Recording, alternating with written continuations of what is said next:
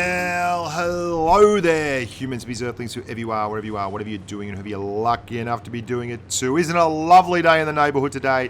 I'm out and about doing whatever, wherever, to whomever, as often as possible. And I'm doing it with my good mate, the Claw, the Black Claw. Another one of the Bangkok humans who gets on and blitzes with great abandon. Indeed, a very reckless nature. I'm having a good time. How about you? Come here often? I'm happy to have you here with me. Today's a talk about platooning. Now I want to talk about this little duo I'm running here. Now, I've run this with quite a few blokes. I've run this with my good mate Josh 8. I've run it with Hoodie.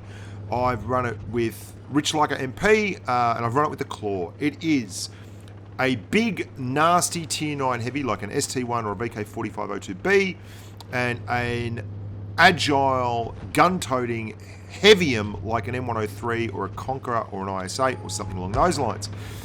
And the reason I think they work so well together is because some of these Tier 9 heavies like the E75, the ST1, the VK4502B are legitimately every bit as tough to pen as the big boys at Tier 10. And you're going to see Tier 9s and Tier 8s quite often. And that means that, although not in this one, this is an all Tier 10, Tier 9 game.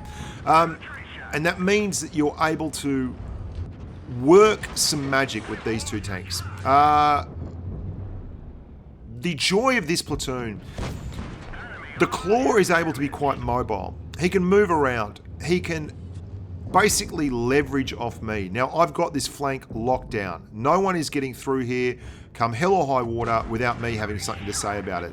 So the Black Claw is able to move around. He can go back and help out with people on the left-hand side of me. He can come back over here if I call him and need some help. He is able to be completely mobile, and this is one of the few tanks in the game like this that can legitimately just hold a front. That's an IS-4. That's another one of them.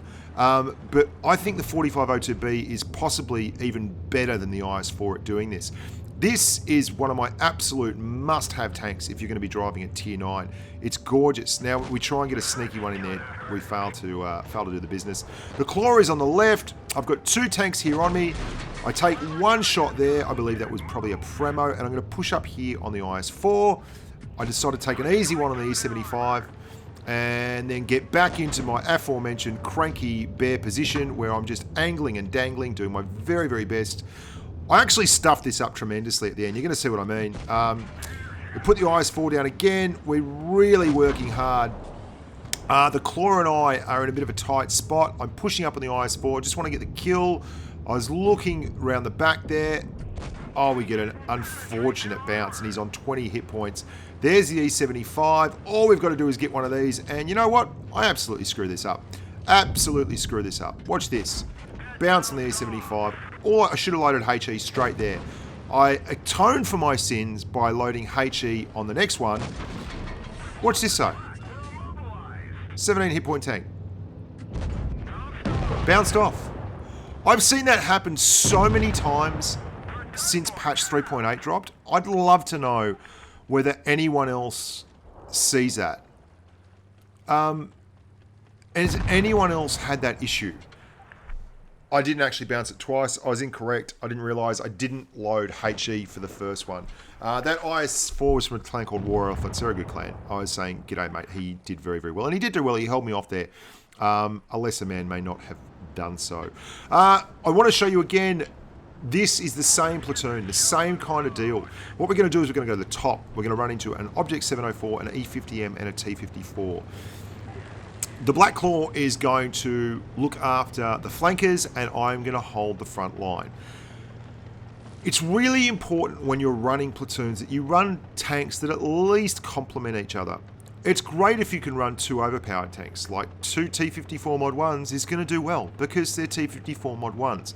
But if you're going to run tanks that are less strategic and more a bit of a hard grind, then you'd want to get your act together and pick the right tanks. For instance, if you run two IS-8s, well, I like the IS-8 a lot, but you definitely duplicating what the team brings to the table. And that's well and good if you get on a map like Falls Creek where you can get out and flank, but if you're stuck on Himmelsdorf in a tier 10 match, it's probably not ideal. You bring more flexibility to the table as a platoon if you can cover a lot of bases. Now you can see that T-54, he's pushed off to the right straight away. I know where that clown is off to. He's an aggressive human. He's got to be, because he's at C cap and he didn't give up ground despite the fact that there was an M103 in front of him. What we're going to do here is I'm going to push up. I'm going to hold this flank, and my good mate, the Brown Claw, is going to go to the back and work on that T-54. Now I cop a flogging because I turned to help my platoon mate, but I'm not particularly perturbed. I've got nearly 2,000 hit points. There's people down on my right. The Claw is looking up at that 54. I can't afford to do anything else other than work on what's in front of me, which is the Object 704 and the E50M. So we've got defined roles here. You can see we bounce a couple of shots. I'm holding the team. The Claw is working at the back. 54 is playing hard to get. The Claw doesn't care. He will not give him up. And he has literally held this flank together because he's been flexible. He has been absolutely invaluable. He's allowed me to keep these guys in front of me without anyone getting up on my right-hand side and putting the hurt on. And I've been able to bounce a lot of shots. With this tank, you can bounce a hell of a lot of shots. And we're just going to push around here and quickly stick one in the side of that Object 704. And that, as they say in the classics, is all she wrote. Just to hammer it home one more time, here we are, main flank of A-cap. We are playing both the objective and the kill 'em all game because we are not letting them cap A, but at the same time, we're not going to be so silly as to go out and give them whatever they want. There is a stock ST1. He's doing all he can, which is firing HE at me. That's probably a good move. The Claw is up here on the right-hand side of me, and he's seen that tortoise, and he's going to go around and start dealing with him. And I am going to keep angled towards that area there when at all possible, and at all other times put shots into the tort. The IS-3 can't touch me. Honest to God, this tank is so tough. Like the BL-9 has 225mm of penetration. Isn't it terrible the numbers that you have just sitting in your head, in your brain pan, when you've been making 500 plus videos? It doesn't have the penetration to get through this armor. It just simply doesn't. I'm able to cover my lower glacis with these steps, and it has ever been thus, by the way. This is a renowned space for... I was going for that ISU 152 at the back there, by the way. He's got the 122mm, I think. I don't think he's got the BL-10. I can't tell from this angle. But I've now got this flexible M103 over there who can go hull down. So there is no chance anyone is coming up hull down on me here. The Black Claw has them well in hand. There's a Pershing that is flanking all the way around who's tried to get shots in from the back. I'm still getting ST1s shooting HE at me. That's fair enough. All I want to do is put some kind of love into that SU-152. We get a hit again. I start angling up. The IS-3 on the left is not a problem anymore. He has ceased to exist as far as I'm concerned. Let's have a go at the hatch. So we're able to angle up to the left there. The Claw is pushing up around on the right. It's just a beautiful match made in heaven. Quite often you'll see people whinging that they have had bad runs or bad games and the team suck and all this. But honestly ask yourself, how many times do you just roll, I don't know, 2 IS-3 defenders or something, and then wonder why you're getting belted when you're coming up in tier 9 games and you've got big open maps like an Oasis Palms or something, and you lose half your team to flanking and it's all over. Play with a little bit of durability, play with a little bit of flexibility, and play tanks that complement each other.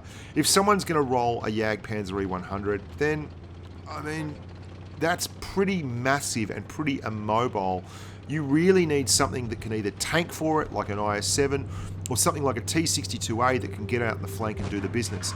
There are no guarantees in this world. There is absolutely no guarantees that you're going to make or break. But for all that, you help yourself a lot when you make good decisions. And this game is all about good decisions. I'm Bushka on Blitz. Look after yourselves, and until next time, stay safe on the battlefield.